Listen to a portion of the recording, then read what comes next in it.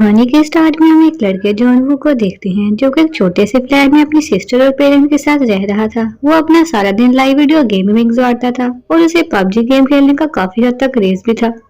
दिन जॉन वो गेम खेलने में इतना बिजी होता है कि उसकी फैमिली घर पर मौजूद नहीं थी। गेम खेलने के दौरान न्यूज में एक रिपोर्ट आती है कि सोल सिटी में एक वायरस फैल गया है और इस वायरस से इन्फेक्टेड लोग एक दूसरे को ही ये वायरस इस हद तक फैल चुका है कि गवर्नमेंट भी इस वायरस को कंट्रोल करने में नाकाम हो गई है और जो लोग इस वायरस से बच गए थे इनको बचने का कोई भी रास्ता नजर नहीं आ रहा था। ये न्यूज सुनकर जॉन वो अपनी बालकनी से बाहर देखता है कि वहाँ पर इन्फेक्टेड लोग बुरी तरह से एक दूसरे को काट रहे हैं। जॉन वो ये सारी सिचुएशन देखकर काफी घबरा जाता है। असल में वो वायरस एक ज़ॉम्बी वायरस था और इस वायरस से लोग ज़ॉम्बीज में कन्वर्ट हो रहे थे। अब जैसे ही जॉन वो अपने फ्लैट के अंदर आता है, इसका नेबर जबरदस्ती से उसके फ्लैट में घुस जाता है और वो जॉन वो को इसका वॉशरूम यूज करने का बोलता है। तब जॉन वो न्यूज देखता है कि लोग इन्फेक्टेड होकर कैनिबलिस्टिक नेचर को शो करवाते हैं और इनकी स्किन एकदम व्हाइट हो जाती है और इनकी आंखें रेड हो जाती हैं। के साथ ही जॉन वू का नेबर एक ज़ॉम्बी में कन्वर्ट हो जाता है। ये देखकर जॉन वू कैसे भी करके अपने नेबर को अपने फ्लैट से बाहर निकाल देता है, जल्दी से दरवाजा बंद कर देता है। थोड़ी देर के बाद जॉन वू को उसकी फैमिली का मैसेज आता है कि क्या तुम ठीक हो, और एक और मैसेज आता है कि स्टे अलाइव।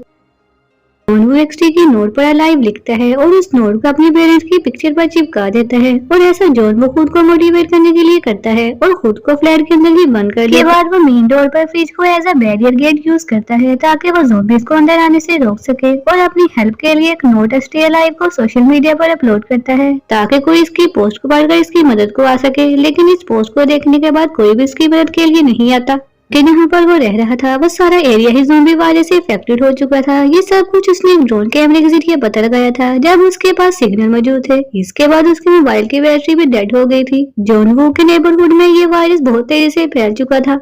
सब लोग ज़ॉम्बीज बन गए थे। इन ज़ॉम्बीज की खास बात ये थी कि ज़ॉम्बीज बनने के बावजूद भी अपनी डेली रूटीन की सारी हैबिट्स को याद रखते थे, जैसे कि सुनना, देखना और डेली रूटीन वगैरह। अगर वो ज़ॉम्बीज बनने से पहले आम इंसान थे तो वो ऑफिस जाते थे। ज़ॉम्बीज बनने के बाद वो सब लोग ऑफिस जा रहे थे और सुनने में ज़ॉम्बीज में ये एक नया कॉन्सेप्ट लग रहा था। पर तभी जॉन वू को याद आता है कि वो रेडियो को जरिए किसी को अपनी हेल्प के लिए मैसेज भेज सकता है, लेकिन उसके फ्लैट पर इस तरह की कोई भी डिवाइस मौजूद नहीं थी इससे जॉन वू की हेल्प हो सके। इस तरह से टाइम गुजरता जा रहा था। हर दिन जॉन वू खुद की हेल्प के लिए एक वीडियो बनाया करता था और जाहिर है इतने दिन अपने घर में कोई कैदी की तरह कैसे रह सकता था। इसकी सारी फूड सप्लाईज के साथ साथ इंटरनेट और मोबाइल नेटवर्क भी नहीं चल रहा था। रात को जॉन वू एक पुलिस ऑफिसर को देखता है जो अपनी जान बचाने के लिए इन ज़ॉम्बीज से लड़ रही थी, लेकिन थोड़े ही टाइम के बाद वो ज़ॉम्बीज इस ऑफिसर को भी मार देते हैं और ये सब कुछ जॉन वू अपने घर की बालकनी से ही देख रहा था। जॉन वू इस ऑफिसर की मदद करना चाहता था तो जॉन वू ज़ॉम्बीज का ध्यान अपनी तरफ लगाने के लिए कोशिश करता है ताकि ऑफिसर बच जाए, लेकिन इन सब का कोई भी फायदा नहीं होता। इसी तरह एक ज़ॉम्बीज मेन डोर को ओपन करके जॉन वू की तरफ आने की कोशिश करता है तो जॉन वू इस ज़ॉम्बीज को लटककर इस तरह दिखाता है जैसे वो बिल्डिंग से नीचे गिर गया हो।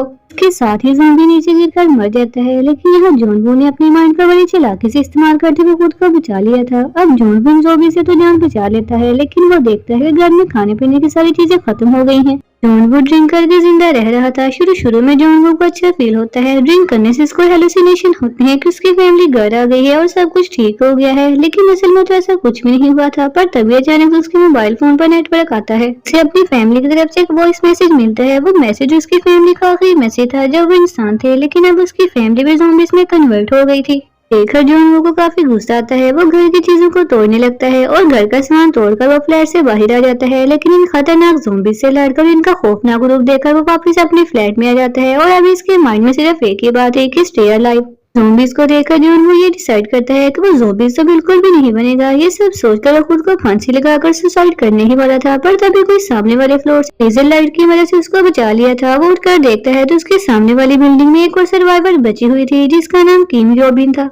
के बाद वो दोनों डेली सिग्नल के थ्रू बातें किया करते थे। योबी ने अपने घर के मेन डोर पर एक ट्रैप भी लगाया हुआ था जिसके अंदर एक ज़ॉम्बी फंस भी जाता है और मौके का फायदा उठाकर योबी इस ज़ॉम्बी को मार देती है। योबी एक अच्छी लड़की थी, वो किसी को भी मारना नहीं चाहती थी। तब सिचुएशन ही कुछ ऐसी हो गई थी कि उसे इस ज़ॉम्बी को मारना पड़ा, क्योंकि अगर योबिन उसको न मारती तो शायद वो खुद एक ज़ॉम्बी बन जाती। योबिन देखती है जॉन वू काफी भूखा है तो योबिन उसको खाना देने के लिए एक रस्सी को बांधकर उसके फ्लैट में फेंकने की कोशिश करती है। इस बॉल के जरिए उसको दूसरे फ्लोर तक फेंक रही थी। वो जॉन वू के फ्लैट में पहुंचने की बजाय नीचे गिर जाती है। तब जॉन वू अपना ड्रोन भेजता है और ड्रोन के जरिए इन दोनों के बीच एक रस्सी बांध दी जाती है। इस रस्सी के जरिए योबिन जॉन वू तक खाना पहुंचाती है। इसके बाद एक ज़ॉम्बी इस बॉल को देख लेता है जो अपनी रियल लाइफ में एक फायर फाइटर था और इसे रस्सी को पकड़कर आसानी से ऊपर चढ़ना भी आता था, क्योंकि ये चीज ज़ॉम्बीज की नेचर में थी कि वो अपनी किसी भी हैबिट को नहीं भूलते। तो वो इस बॉल को पकड़कर खींचता है जिसके सहारे योबिन के रूम में एक टेबल के साथ बंधी गई थी। वो टेबल अपनी जगह से मूव करता है और जोर से आकर योबिन को लगता है, जिसकी वजह से वो बेहोश हो जाती है और वो ज़ॉम्बीज रस्सी को पकड़कर ऊपर चढ़ने लगती है। जॉन वो अपना ड्रोन इस ज़ॉम्बी की तरफ भेजकर इसके अटेंशन को डाइवर्ट करता है और उसके फेस पर एक कट भी लगा देता है। लेकिन अब जॉन वो के मेन डोर पर भी ज़ॉम्बीज दरवाजा तोड़ने की कोशिश कर रहे थे, जिससे उसका ध्यान ड्रोन के कंट्रोल से हट जाता है। वो ज़ॉम्बी इस ड्रोन को पकड़ लेता है, लेकिन इसी दौरान योबिन को भी होश आ जाता है। वो इस ज़ॉम्बी का हाथ काट देती है और वो ज़ॉम्बी सीधा नीचे जाकर गिरता है और मर जाता है। इसके बाद जॉन वो डिसाइड करता है कि वो आसपास के फ्लैट में जाकर खाना तलाश करेगा।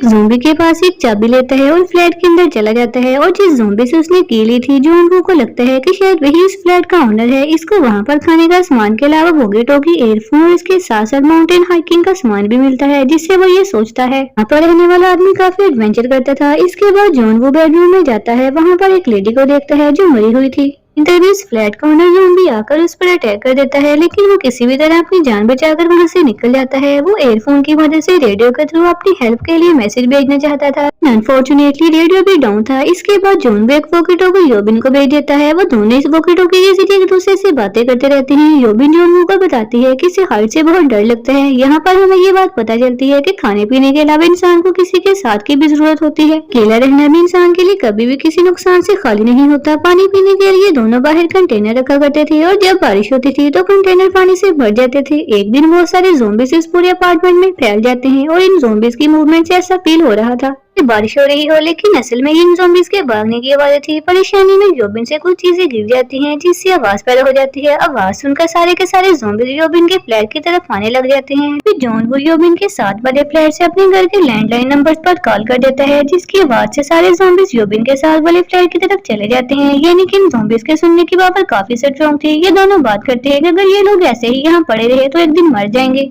बताती है कि उसने जॉन वो के बिल्डिंग के फ्लोर नंबर 8 पर किसी भी ज़ॉम्बीज को नहीं देखा और हमें वहां जाकर जिंदा रहने के लिए अपने खाने को ढूंढना होगा। इसके बाद वो दोनों नीचे आते हैं, जिससे इन दोनों ज़ॉम्बीज के दरमियान एक खतरनाक लड़ाई स्टार्ट हो जाती है। ये दोनों किसी न किसी तरह बड़ी मुश्किल से अपनी जान बचाकर लिफ्ट में आते हैं, फ्लोर पर जाते हैं, लेकिन ज़ॉम्बीज जो इनका पीछा नहीं छोड़ रहे थे वो वहाँ पर भी आ जाते हैं। पर तभी एक अननोन पर्सन वहाँ आता है और इन दोनों को इन ज़ॉम्बीज से बचा लेता है। वो आदमी इन दोनों को खाना और पानी देता है, लेकिन योबिन को स्टार्ट से उस आदमी पर डाउट था, इसलिए वो इस आदमी का दिया हुआ खाना नहीं खाती। बाद में उसे मजबूरन खाना पड़ जाता है। वो आदमी असल में ठीक इंसान नहीं था, वो इन्हें धोखा दे रहा था और इन दोनों के खाने में बेहोशी की दवा मिला दी थी। इन लोगों को बेहोश होने के बाद इन दोनों को बांध देता है। ये आदमी अपनी ज़ॉम्बी बीवी के लिए योबिन को एज अ फूड लेकर जा रहा था। वो योबिन को अपनी ज़ॉम्बी वाइफ के रूम में फेंक देता है, लेकिन तभी जॉन वो को होश आता है और इस आदमी को गन पॉइंट पर ले लेता है, लेकिन वो आदमी फिर भी उसकी बात नहीं सुनता। यहाँ पर योबिन समझदारी से काम लेते हुए कपड़े से उसकी वाइफ का फेस कवर करके उस आदमी के ऊपर छोड़ देती है और वो औरत अपने ही हस्बैंड को काट लेती है।